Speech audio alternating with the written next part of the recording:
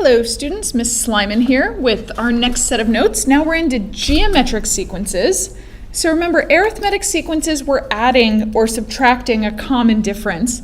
With geometric sequences it's something different. So look for the patterns in each of these and let's see what we see. 1, 2, 4, 8, 16. Looks like we're multiplying by 2 each time.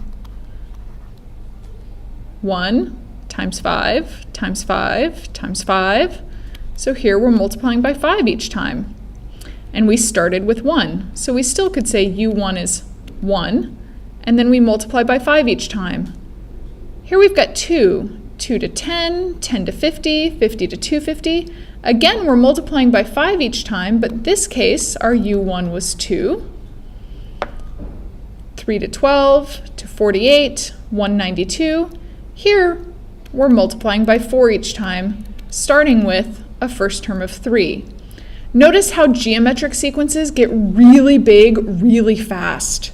So that's one way to help you tell the difference between geometric and arithmetic. Arithmetic get bigger a lot slower. So geometric sequence, each term is obtained from the previous one by multiplying. And we can multiply by an integer or by a fraction. That's okay also. So we test if things are geometric by dividing. So 4 divided by 2 is the same as 2 divided by 1, or 8 divided by 4. 50 divided by 10 is the same as 10 divided by 2. If I want to think about the formula, much like we thought with arithmetic sequences, we start with our first term, and that's just the first term. To get the second term, I take the first term and multiply it by, now we have a common ratio. So R is what we're multiplying by. In arithmetic, it's D because it's a common difference. Now it's a common ratio for multiplying.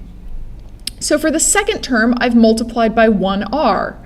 So I could say that's U1 times R to the first power. To get the third term, I take my previous term, U2, multiply it by R. But of course, the second term was the first term multiplied by R. So I multiply that by R again. So U1 times R squared. So to get to the third term, I multiplied by 2 R's.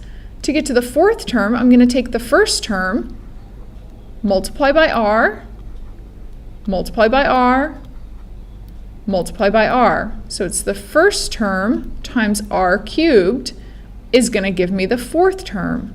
So again, just like common difference with arithmetic sequences, I always have one less than the term I'm looking for because the first term didn't get multiplied by anything.